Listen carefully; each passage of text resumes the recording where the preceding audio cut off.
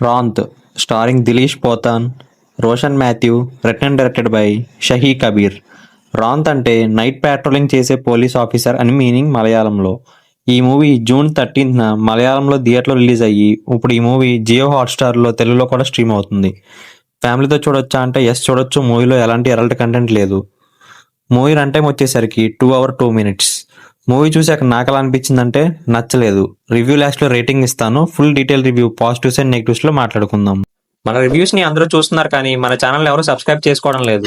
మా ఎఫర్ట్‌కి మీరు ఇచ్చే సపోర్ట్ అంటే సబ్స్క్రైబ్ చేసుకోవడమే. Please do subscribe our channel for more genuine reviews.